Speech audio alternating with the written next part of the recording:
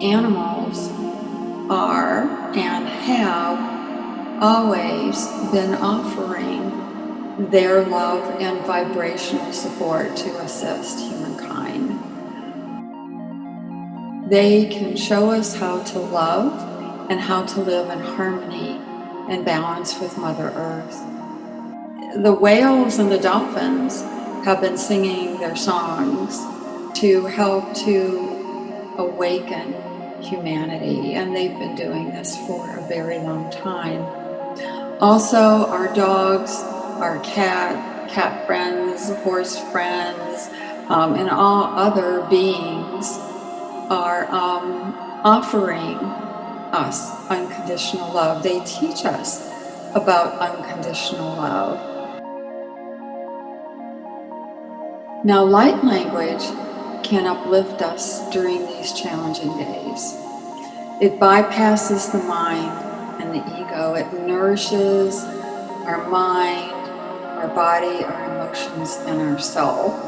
It brings us back to our hearts, our body, our soul. And light language can actually shift us into feeling calmer and bring us back into alignment with ourselves. We need to remember that we're all beautiful, amazing souls. And we need to remember to be in our power and to listen to our hearts.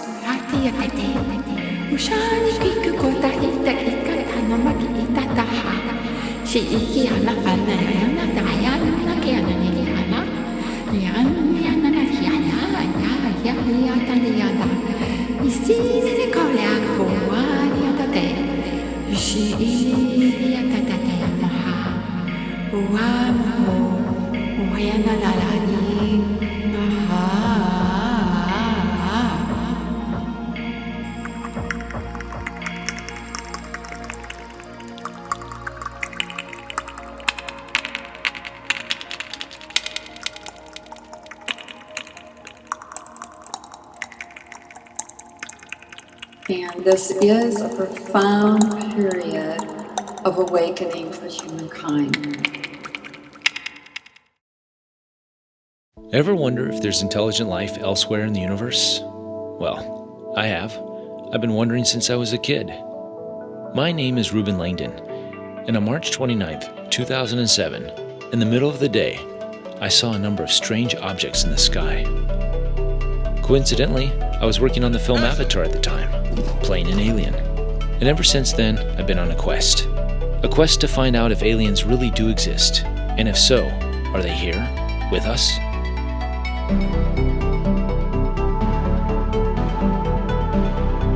If beings of higher intelligence are here, what is their purpose?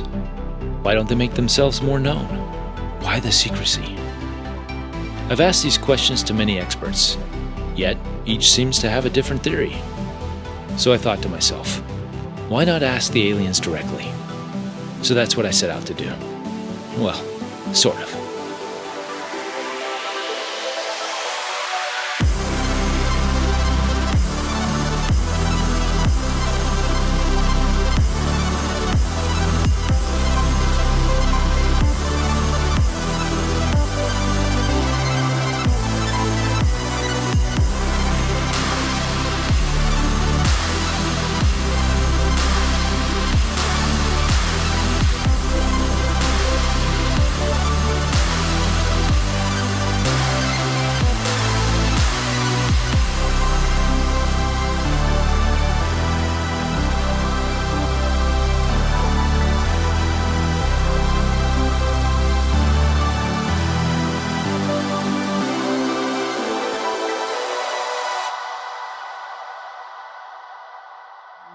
Yeah, when I was, one of the experiences I had, one of the first one where, when I was waking up and before I was waking up at 14, or it was 15 really, and at that point it was crazy because I was in the UFO club. I'm going like, way back then there was like a UFO club and I was like in it, not knowing why. Right. And that was when Project Blue Book and when my childhood was not, we'll say, idyllic and you know. And I just remember being very upset and angry about my parents, and that's teenage stuff anyway. But I was sitting on my bed, just yelling and saying, "Get me the hell out of here, you guys." I said, "I wish a UFO would come and take me away." Not knowing at that time, you know. Right, the connection. Within a week, I went in my backyard, and above the woods in our backyard, midday, blue sky, a silver disc came, shot down, was just above the trees. That's how close it was. Wow. And it stayed there. And I'm going like, oh my God. You know, I'm going like, and it did all these angles, which has a meaning for me. It did all these crosses, and not crosses in the Christian sense, but, right. And then they had actually, I didn't recall this till later, but they took me on a ship starting to prepare me to have hybrid children. But when I watched the ship leave, I've never seen anything spin away so fast in my life. I mean, I could see it. It was clear, blue sky. And I went, oh my God. I called them in, and, you know, what the heck, did I really want to go and leave? And then maybe I need to change my mind here about this and Careful what you ask rethink for. this, you know. Yeah. So, but that was an amazing experience for me. Wow. Just amazing. I'm sorry, how old were you at that time? 15. 15, okay. Yeah. Amazing. Yeah. So that one really left its mark, and since then you've just been... Since then, I've been on the UFO track, really, Right. yeah, definitely. Every book, it's almost like an obsession, but it's because from the subconscious that you're just trying to put it together and understand it. And that's who where we are. That's where I think where we come in, because you know, when I first woke up, there was this. I was at work, and this guy comes up to me, right, and this guy comes up to me, and he has two pieces of paper in his hand, right? They're like little tiny flyers with just some conspiracy theories written on them, you know, like FEMA camps and UFOs, and just think, I wish I had still had that piece of paper. Yeah. But anyways, this guy comes in, he has two pieces of paper, and he says, hey, I got something for you to check out. And he hands me this piece of paper, and I look at it, and I'm like, oh, well, I've heard of this stuff before. And he just smirks at me like, And then my coworker is like, oh, do you have an extra one of those paper? So he's like, yeah, I do. Hands her the second paper, which is the exact same thing. It's almost like he knew already that she was going to ask for it. So he was ready. Walks off. I never see or hear from him again. He just walks off. And so I let it sit for a while. And I thought, okay, I got sick and I was bored. And I thought, okay, I'll check this paper out. Checking it out, and it's like, oh my goodness, there's something to this, you know. There's something going on here.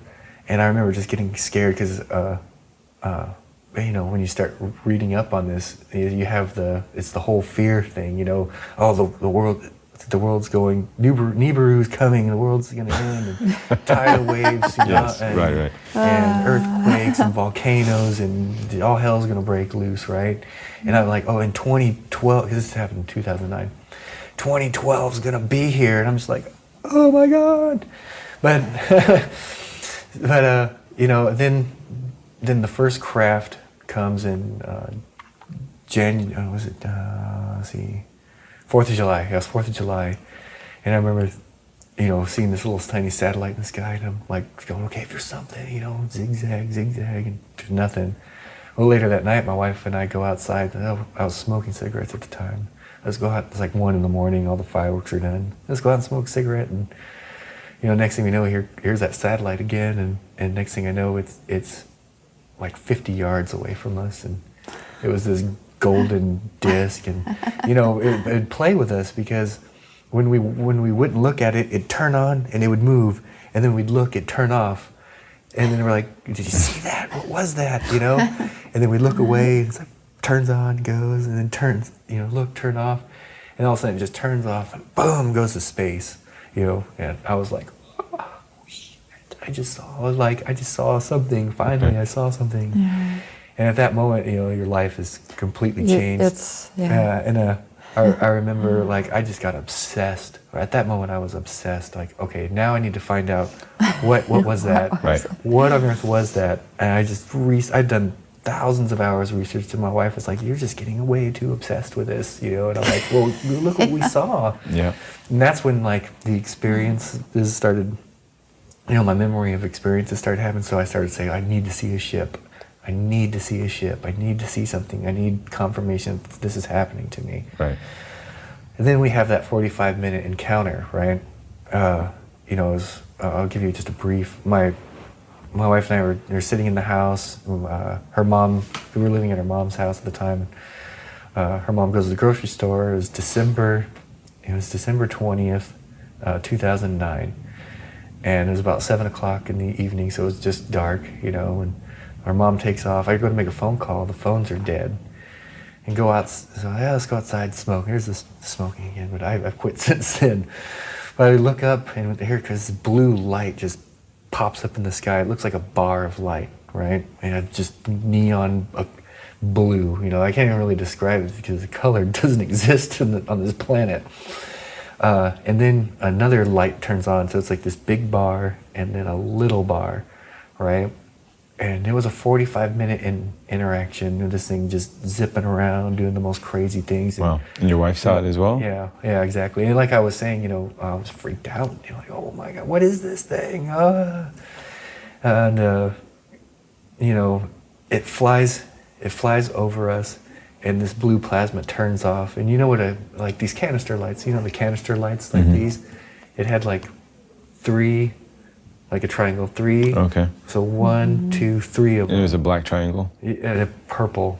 Purple, Yeah, okay. purple, a dark purple. And then 2 sets of 3 in the front. So 2 sets of 3 and 3 sets of 3 in the back. Inside the canister is a pyramid. It's a black crystal pyramid with the best I can describe it was a black hole at the very tip of the pyramid. And then when they turn it on, all of a sudden this blue plasma starts circling around the black hole and then starts leaking out and then circling around the others, and it's like floating on this blue plasma, right? Wow. And when it flies over, it was like a amethyst crystal ship. It's seamless and had these just weird designs on it, and you know, the things that it did was just mind-numbing, right? It's amazing. It was an overcast sky.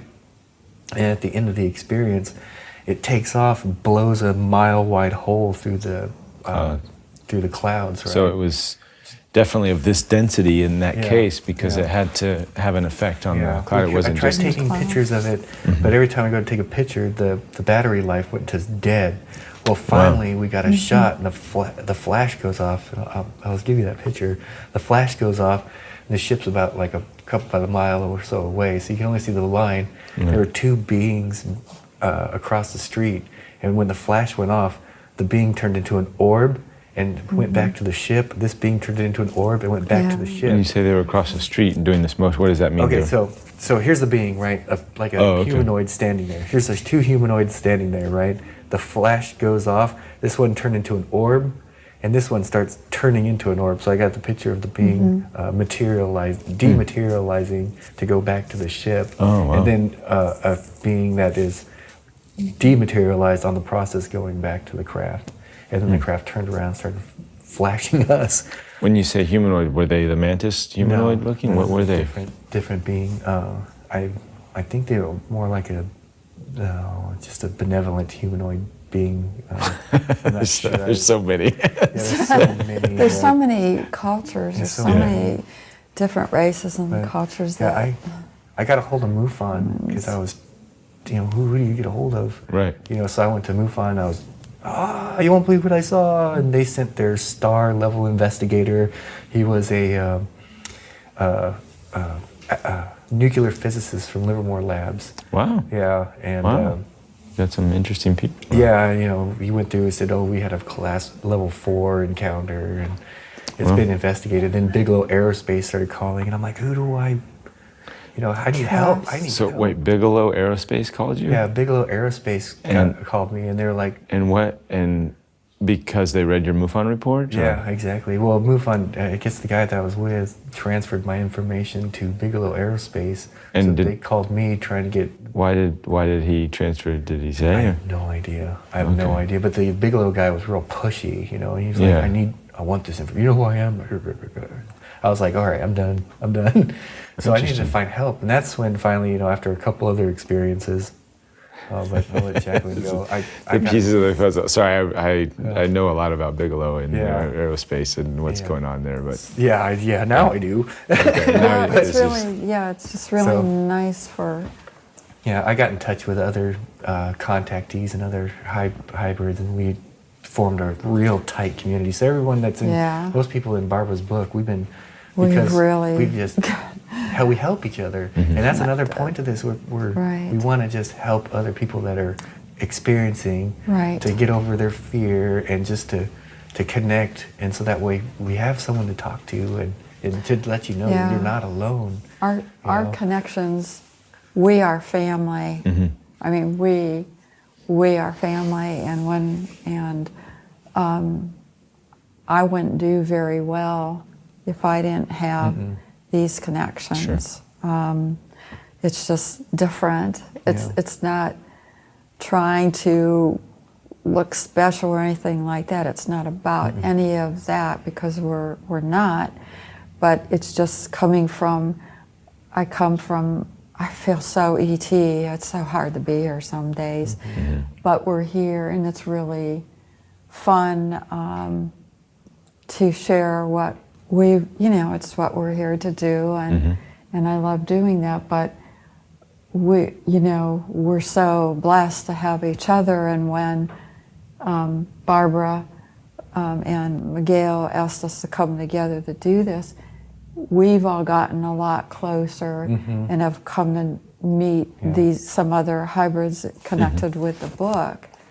And then Barbara and Miguel have totally respected and honored us for who we are. And that has been a huge gift for all of us. Yeah. They're amazing.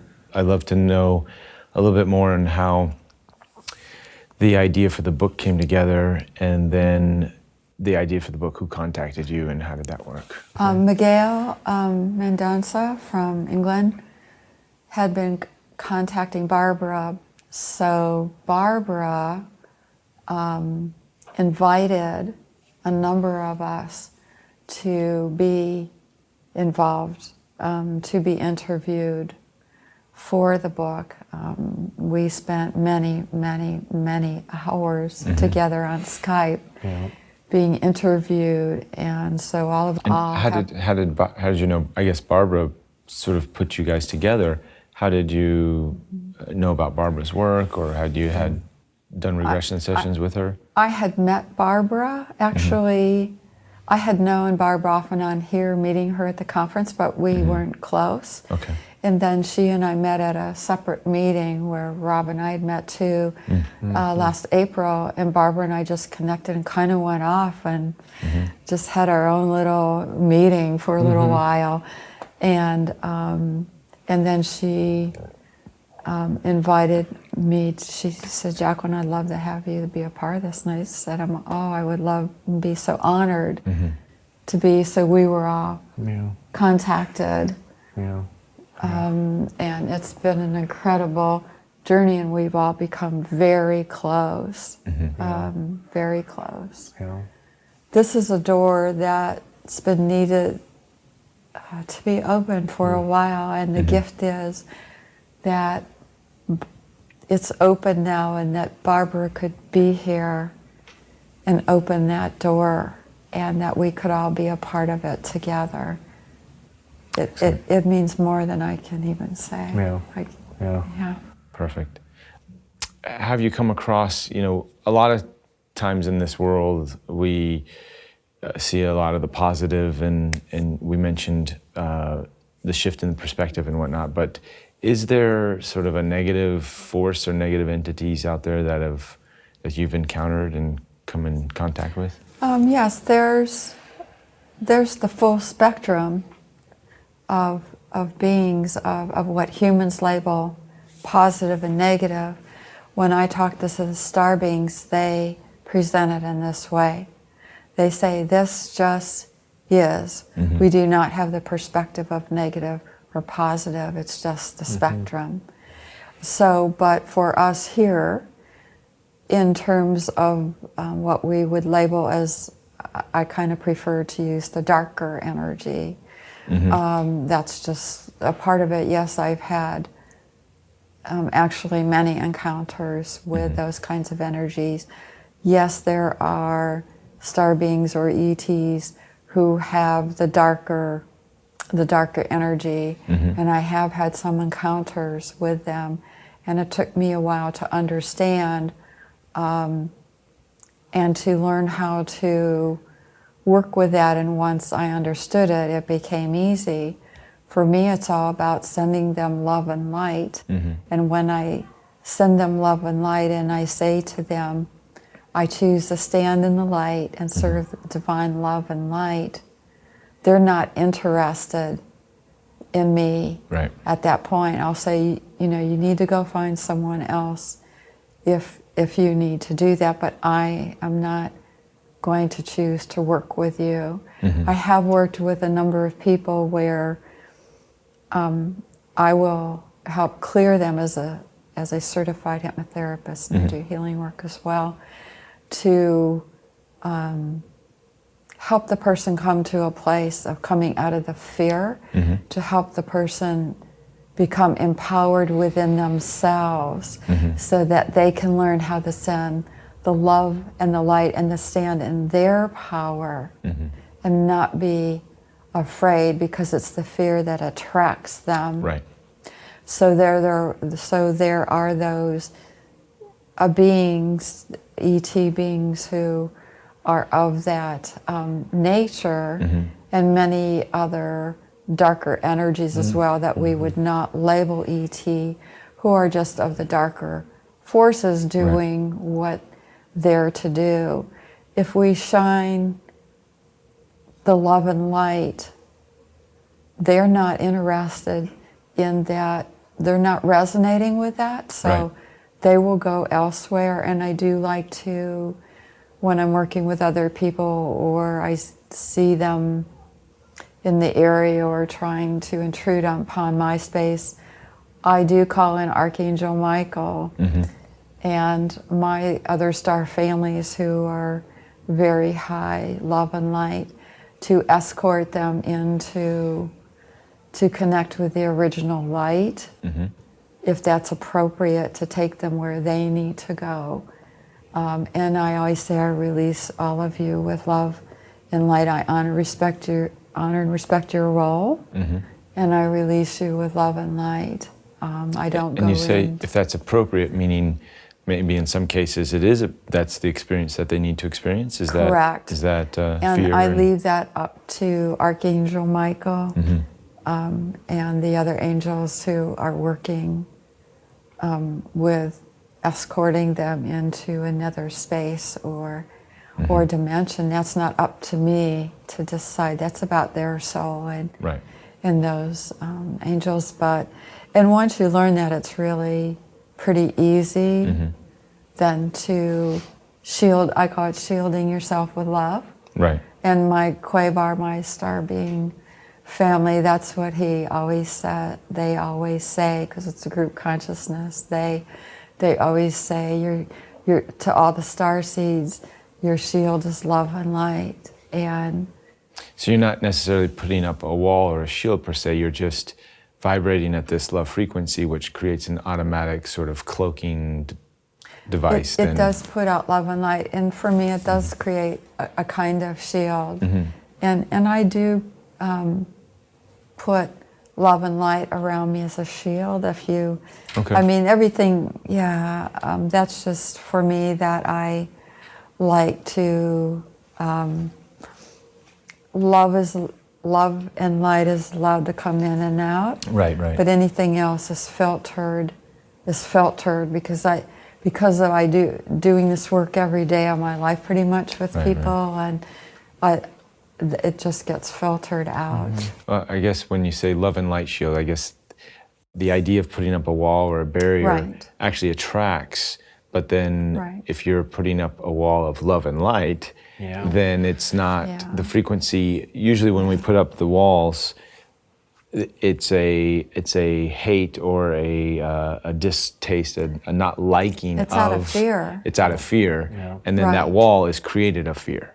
So and then it attracts more fear. Correct, and I don't create. It's not a wall. Right. Maybe I shouldn't even call it a shield. I perceive it in that way, but it's just I have certain boundaries. I keep my psychic I want to keep my psychic boundaries because of the work I'm doing. I learned my lessons the hard way with that. And that's how I learned too, because I didn't have anybody to teach me, and I learned some of it the hard way, definitely. I did too. Yeah. Going like enough of this.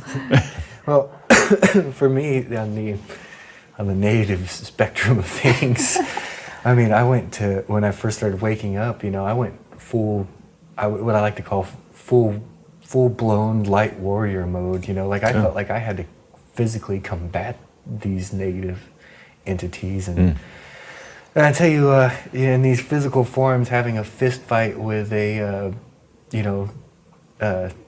interdimensional being, it doesn't turn out good. Yeah, I can imagine.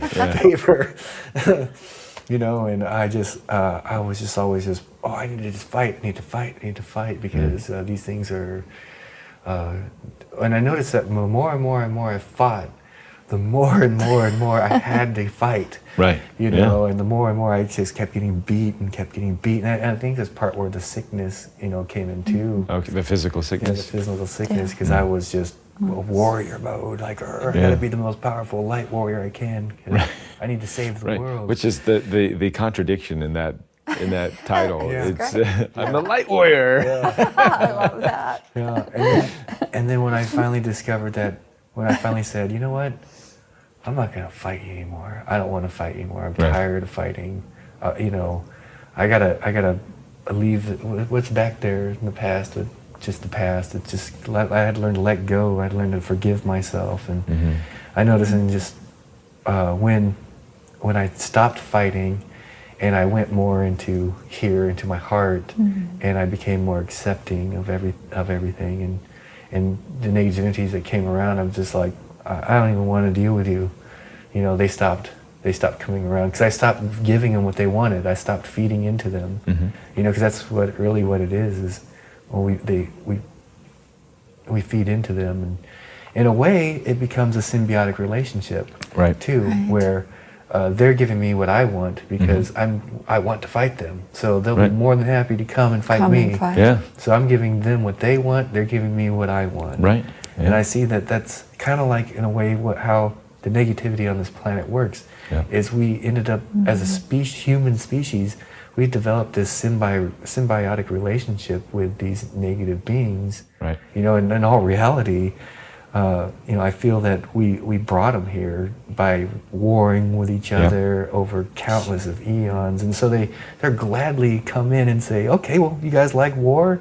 We'll give you war. You guys like torturing each other? We'll come in. We'll give you that. We'll give you what you want. Well, this is, I guess, these higher beings understand this as well, so that's, they're at this higher vibration. But let's go to, I guess, in your cases with the Mantis, but also with the Zeta Reticuli beings, because this is, more people have had experience in this realm.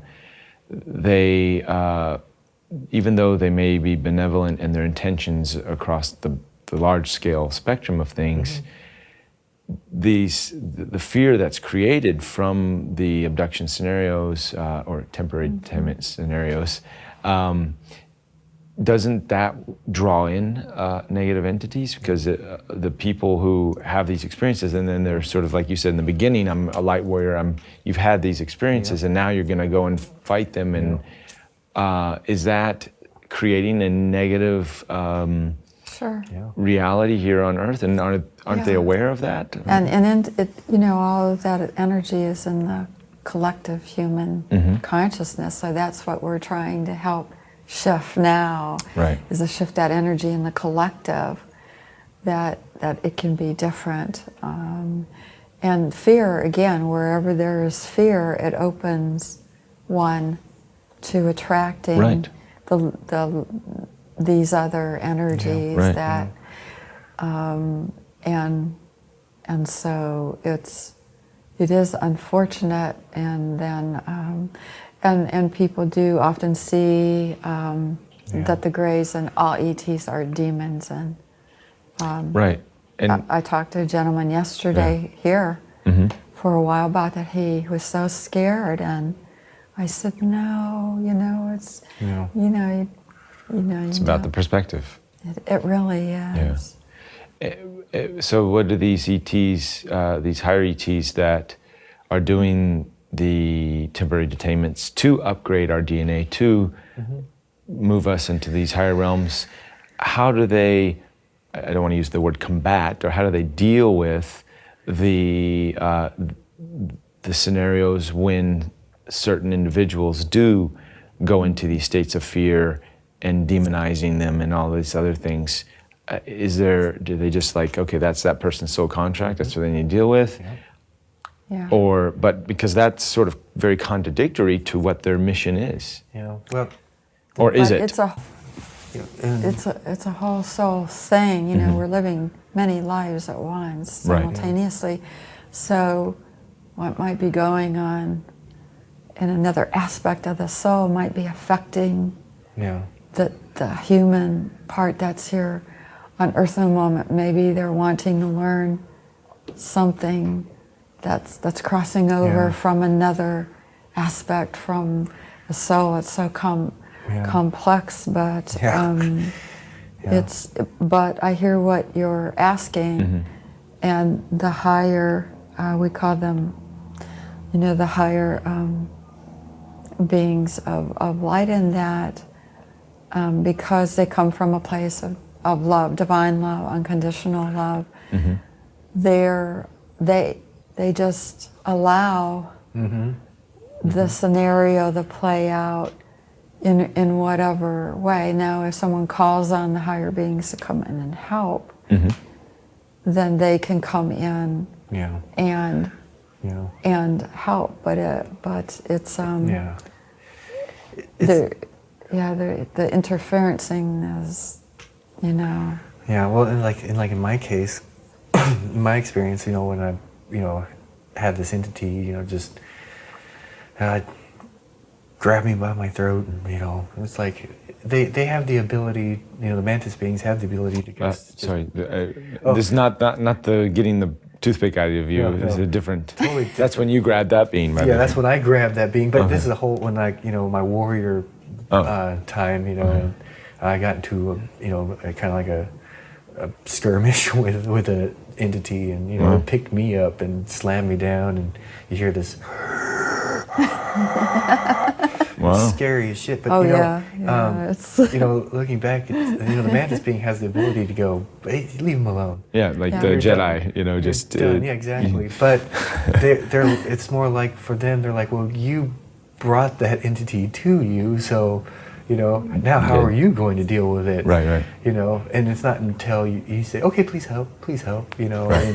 And, then they come in and they do their Jedi stuff. Yeah, then they go, okay. You know, all right. And it's about us learning to be in our power here. So how do we learn? You know, we have different experiences. Yeah. And because that's how I learned to really stand up and be in my power was, and I thank them for those experiences, and but Opportunities to learn. Opportunities to learn. To learn. If we all can take that perspective in the moment, how that would in the moment it's near impossible. Yeah, because it can be very, very scary, and that's what they love to do, is scare you as much as possible. I mean, I've seen objects float across rooms. I've seen all kinds of things from, and and then I was working with people with that, and then I actually gave that up at some point because I thought, I don't want to be doing this anymore. Well, speaking of fear in the mantis being, so my first encounter actually wasn't the encounter on the lunar eclipse. I had a meditation on a mountain, and I sort of was given this vision of the back of a mantis being, and he sort of turned and looked at me, and then I said hello, and I didn't have any fear. I was like, oh, interesting. This That's is great. What is this here? And then I'm sort of connecting the dots and thinking that maybe because of my non-fear in that vision, in that meditation, I didn't get startled and get knocked out of my meditation. I was like, oh, this is interesting. Who are you? Just a look, stared into the eyes, and then I sort of started meditating on other stuff. Kind of went away. So I just acknowledged that, and then a couple months later on the eclipse, I got the massive download. Yeah. So, and then part of what I've been doing trying to find out more about mantis beings, I heard that they're sort of keeping in the back because of their looks, because they're so different looking. And If someone's fearful of them, they'll step back, but boy, they're in my face all the time. Yeah. But they know that I love them and I love seeing them as they are. Right. But yes, they're very respectful. They know how each person will handle it and what they can handle. So there are they don't want, if They people don't are going to wanna have that create fear, they don't, so then they kind they're of, gone. and then, but they also know, maybe they know that because of their looks, and they are quite different than what we have in our consciousness with the grays or with, the Palladian, blonde, blue-eyed type beings. So they kind of keep in the back a little bit. Oh, yeah. Yes, definitely. Oh yeah, I mean, I've had, if you imagine, where a 7 foot tall mantis being was at the foot of my bed. If you can imagine a normal person that, normal, if you will. Right, someone who's not exposed to this stuff. Someone who's not And exposed. next thing you know, you got an 8 foot tall praying mantis in your room. Your room. That's horrifying. It's the same thing as, like, imagine if you're scared of spiders, and now there's a 10 foot spider in your house, and it's like dripping venom and like going, "Rah," but it's like really telling you, I love you. Yeah, exactly. Yeah. You're gonna freak out. Yeah, good. And I was so happy when they initially showed up because they came as themselves, and they always come in my bedroom. When I'm in bed, they always show up, and there were 8 of them around my bed with my first actual encounter in that way with them, and I went, wow, you guys are the Mantis. And I was like so excited. Yeah. And I said, welcome, it didn't, I was just like, and they come all the time, visit me. I just love it. You just remind me of something. An important thing to know for this would be for everyone. To tell the difference. Because I come across this a lot. How to tell the difference between a negative and a positive entity, right? Because I've had encounters with both. Physical 3D manifestations. I don't have the ability like some people to see. I don't see auras. I don't see the ghost. I see full. It has to be a full 3D manifestation in order for me to see it. I'm just like everybody else. So I've had now the mantis beings. I've had them physically appear before me, and the feeling that I get from them. Imagine you have a childhood friend, right? And that childhood friend, you grew up with that friend, and you guys did everything together, right? Right? It's going to be here in your heart. Yeah. You'll feel it right here. I know you. You're so familiar to me. Why are you so familiar to me? My first encounter with a mantis being was just like that. I'm staring at its face, and it's like, why are you so familiar? How do I know you? And for the negative beings, it's here. Yes. In your stomach. There's a feeling you get right here in your gut. Something's not right. Something is not right here. When you get that feeling that something is not right, that's how you know.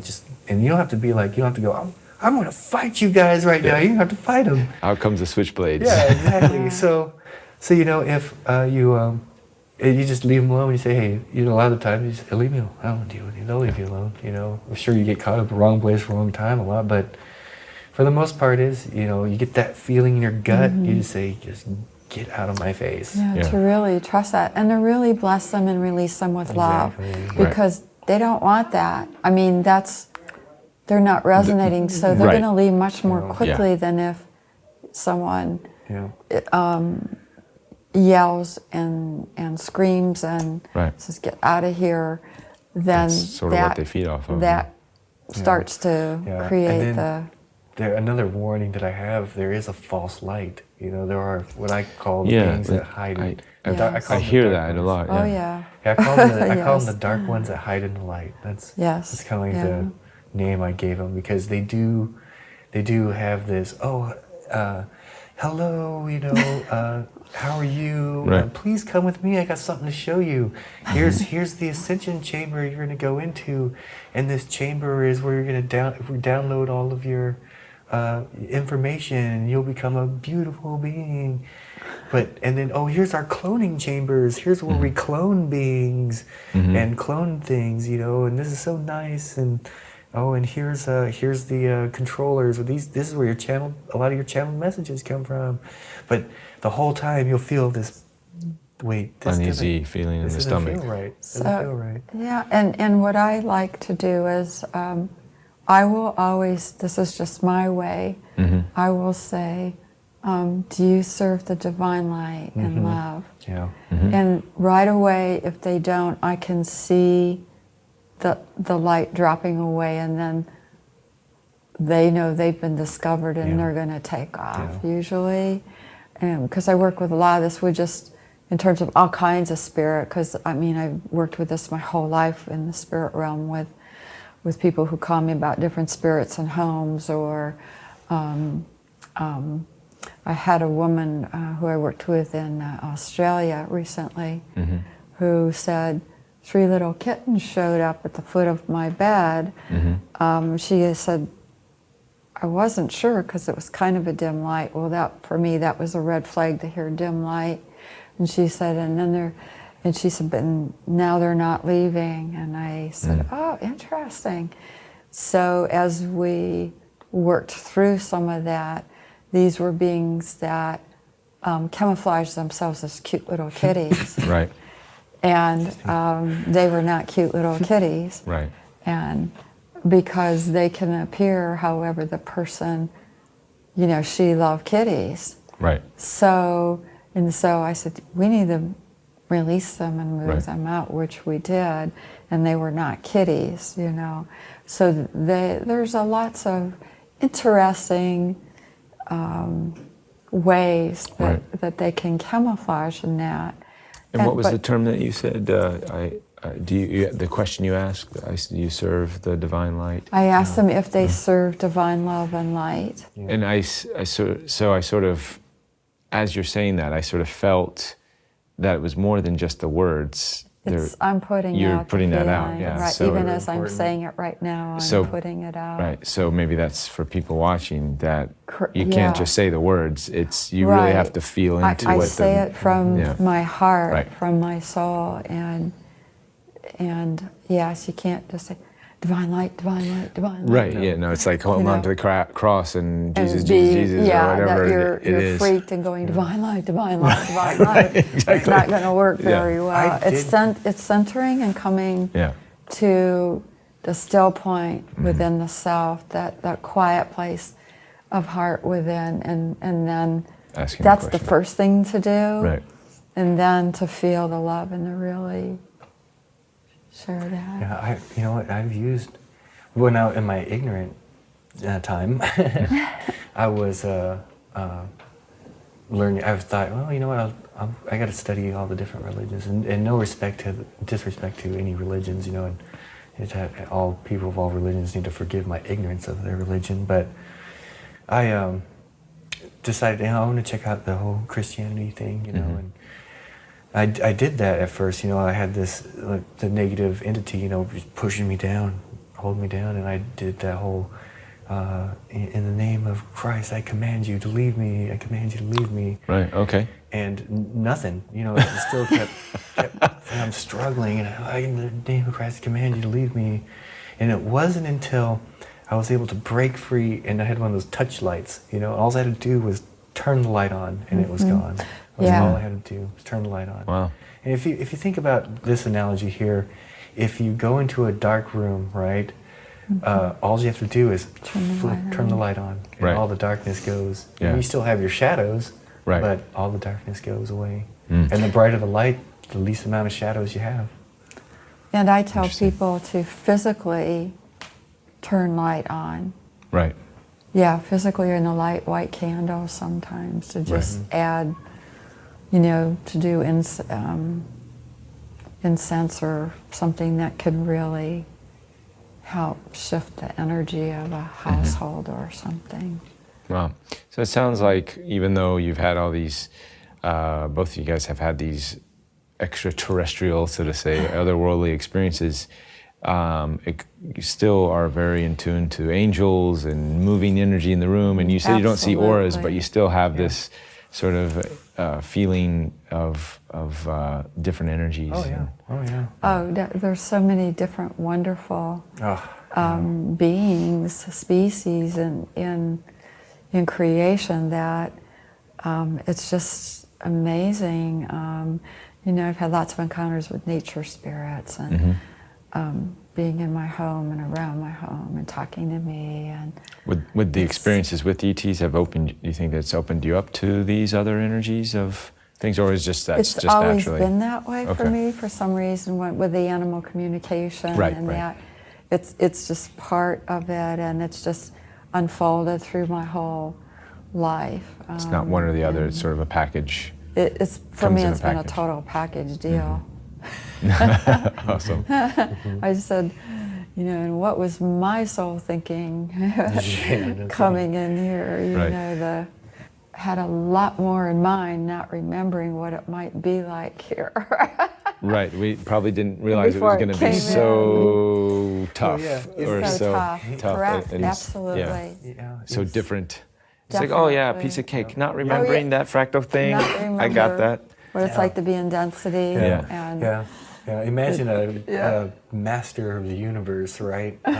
Saying, looking down at this, I got this. Piece of cake, Piece of cake, and they come and going, oh, whoa. And then we go through it, and then we die, and then we're like, well, that was kind of fun. Yeah. Let's go back and do it again. Let's do it again. Exactly. I got this time. I got it. That's right. Oh my goodness. But one thing the ETs have taught me or talked to me about too is even from the human perspective, that we can go beyond what many people refer to as the karmic wheel, or that going round and round. We don't have to keep going round and round. Right. We can go beyond that and make a choice to not do the looping, honestly. Yeah. That there are other ways that we can choose to do all of that. So I just wanted to... And speaking of that, it seems the message I've been getting with all these interviews is we're sort of at this place and time in our evolution as the humanity's been doing this cycle for 25,000 years or more. Yeah, definitely. But at least in this go around, that we are ending this karmic cycle and going into something different here. Yeah. Is that the messages you guys have been getting? Ascension event. That comes up the whole Ascension event, right? That I'm sure you've heard of. And what is the Ascension event? And it's funny that you say 25,000 years ago, because how far is the distance between the sun and the center of the Milky Way galaxy? It's approximately 26,000 years. Oh, right? Interesting. Okay. So, on a physical level, from my understanding, imagine this our astronomers are just now discovering, seeing the light from this event that happened. So about 25 to 26,000 years ago, a gas cloud came in and fell into the center of our black hole, at the supermassive black hole, the center of the galaxy. And we really don't have any kind of as a species, our scientists can't really comprehend what the supermassive black hole is at the center. Well, when the gas cloud falls into the center, it's instantly converting all that mass and matter into energy, right? Mm-hmm. And it pulses. It pushes out this energetic pulse, right? We see in other galaxies, in our own galaxy before, remnants of previous times our black hole woken up, and there'd be an energetic beam that shoots up 50,000 light years. You know, one going up, one going down. And so if you can imagine, that's a lot of energy, you know. So what happens is this energetic wave comes out from the center of the galaxy, and it's traveling near the speed of light. The light itself takes 26,000 years for our astronomers to see, okay, there's a gas cloud's going in, what happens next? Right behind the light, here comes the energy of it, just this wave, right, you know, coming outwards, and it changes everything, you know, it changes everything.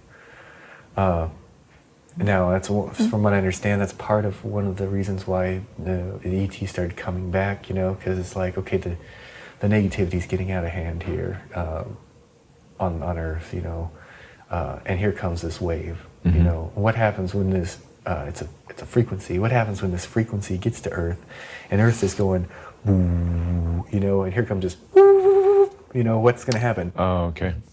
Clash. Chaos. Okay, Yeah, I see, chaos. I see. So if you look at things So a like, storm. yeah, storm, exactly. So when this wave gets here, they want to help try to raise the vibration to get the planet, the frequency Pacific, so this galactic wave doesn't hurt Earth, hurt us. It just evolves. The hot and cold pressures don't collide as hard, so you don't get a hurricane. You get just a few raindrops. They took me, that ship that I witnessed, they took me up once, and the triangle ship. Yeah. Okay, with these beings that you don't even know who they were. Yeah. Okay. But the Mantis, there was a Mantis and a Zeta aboard that crafted. You know, they used each other's ships. Okay. The experience was, you know, I wake up in the middle of the night, you know, and walk down the hallway, and there's like a French door that goes to the back, and there's a tall white Zeta, if you will, standing there, and he says, you know, hey, let me in. I said, oh, I ain't gonna let you in, man. There's no way, you know. So it says, okay, well, we're gonna do this every night until you let me in. And so I pass out, wake up. Next night, same thing. Let me in, let me in. All right, I'll let you in. I crack the door open. It sticks its hand through, and I slam the door in its hand. It's fighting, you know, and pulls away. It's rubbing its hand. It sits down. I sit down. We stare at each other. He's like, "It's okay, man, but you know, we're gonna sit here and do this until you let me in." Right. And finally, the third night, I let him in. And all right, here, let's do this. And he's like, "All right, follow me." I go up with him, you know, and there's that triangle craft floating above me, and it pulls me up into it. And next thing I know, he's standing in front of the view screen. It's like view screen, and he's like, come here, look at this." And I, okay, and I walk, and it's all telepathy. Okay, so I walk up, and we're over the valley where I live, lived, the Salinas Valley, and there's like northern lights, right? But red and orange, just like translucent energy, but it wasn't in the sky, and it was on the ground. And I remember going, oh, shit, I'm just seeing the world end, because I was listening to I think his name, one of the remote viewers that talk about this kill shot where the sun. Oh, Ed Dames. Yeah, I thought those Ed Dames. I thought for sure that's what I saw. I was like, oh my God, you guys are showing me the kill shot that destroys everything. Right. And like, don't be silly. That's not what this is. That's not what this is. But they showed me, you know, it's this energetic wave that comes from the central black hole, and it's more of like a hug from the Creator. The best way I can put it. And hopefully it snaps the minds of humanity up to be like, oh, there's more to this universe than just these walls and humans and this couch. You know, there's more to it. Yeah, But it goes. Yeah, I mean, it even goes further than that too. how would I describe this? Imagine yourself as you are now, right? And you look forward, you look backwards, right? Imagine all these different strings that come from your center. There's all these different strings that kind of go off in infinite amount of directions, right? That is what that is represents. At this point, there's an infinite amount of possibilities for me to do, right? An infinite amount of possibilities. Behind me is the same. There's an infinite amount of possibilities that got me here, right? So an infinite amount of possibilities that got me here, and an infinite amount of possibilities to where I'm going to go. Okay? We experience these possibilities simultaneously. The thing that my little spark is kind of like a little zipper that pulls all these experiences together, the singularity, if you will, pulls all these experiences together, and then now my spark gets to choose which way I'm going to go. Of course, it's hard for me to jump from, because this spark is experiencing this spectrum. I can't just jump to this spectrum, you know, I kind of have to like navigate through the right? bars, yeah. Okay, so, but we split. We're constantly splitting, and we're experiencing every possibility. Now, what happens when this happens over countless numbers of thousands of years? Now, if we go back to everything's a fractal of itself, what happens in our universe, as far as we know, when something gets too big for its britches? Let's take a star for an example. When a star gets too big, it collapses in on itself, right? It becomes a supernova, a black hole, a white dwarf, whatever. But it's becoming a new, divine expression of creation. It wants to experience, oh, I'm too big, let's experience something new. So we have all these lines that go out, and we've exhausted it, you know, on this planet. We've exhausted all the possibilities. So now it's gotten too big. So it's like now our possibilities are collapsing in on themselves. It's just one big The timeline. compression, the timelines and everything. It's a compression. So we're experiencing all these possible realities simultaneously, and now they're within the limitations of the third density. Exactly. Okay. And now they're collapsing in on themselves, and we kind of like become a new expression of divine creation. Right. Fourth density consciousness. And how do you want to experience that event is up to how you want to experience it. Gotcha. If it's going to be a world-ending event, then that's how you're going to experience your collapse, you know. I mean, you hear about the collapse of the economy, collapse of society, the collapse. So it's a collapse of possible of that those old paradigm ways of doing things, because we've exhausted the we cannot continue to do things in that way. And somehow the trigger is this energetic wave from the black hole that's coming in. And that's what triggers the collapse. It aligns right with all the other teachings and sayings, the harmonic convergence of 87. Yeah, there are so many potential. People will ask me, well, what's absolutely going to happen? There are so many possibilities. I'm just saying this a little different way, but kind of saying, of timelines. There are all those choices that, or potentials that can happen depending on what humanity chooses, also collectively. Yeah. And so, but each soul gets to choose their journey as well. For me, a very key message of what we term Ascension is basically about humanity remembering that they are one with everything. We are all one. Right. That we are cosmic citizens. And that expansion in consciousness, and that on Earth that that we need to come together in cooperation and to live from our hearts. And in doing that, then there is no need for the greed, the war, and struggle if we all come to that remembrance that we are divine, that we are all divine. So in the end, it's, for me, that is a big part of our message as hybrids, or my, you know, what we like to share. And but the message, I think, as being a hybrid, is really to help people understand we are all cosmic. They are family. Really, they are us and we are them. Right. And they are evolving just as we are evolving. They've told me this over and over.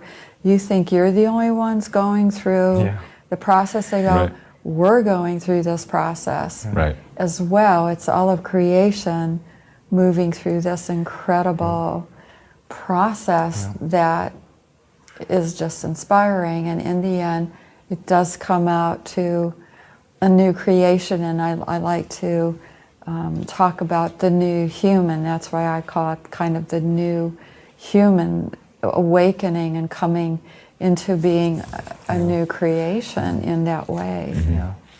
And so I think that's what we are here for, bottom line. This new consciousness comes with a new whole set of DNA upgrades. Absolutely, the DNA shift. And so, and all of that is happening in terms of the energy, just cosmically. It's just happening. The creations, we're all the creation's expression, and creation is shifting and evolving all the time.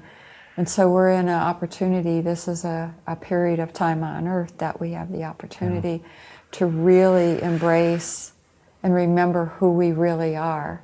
We're not these bodies. We're not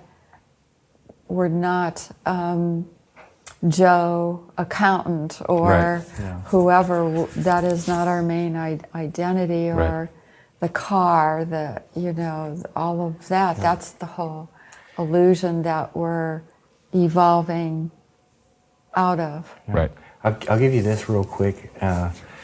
Our scientists actually have, and most people don't even think about this, but our scientists on Earth, they've actually came up with the oneness theory, and that's the Big Bang theory. If you think about this, they say that all matter originated from a single point. So if you put your finger out for me, Jacquelin, right? So imagine this. It took, as far as scientists know, 14.5 billion years for that atom and that atom to come together again. So if you imagine, not only is it a physical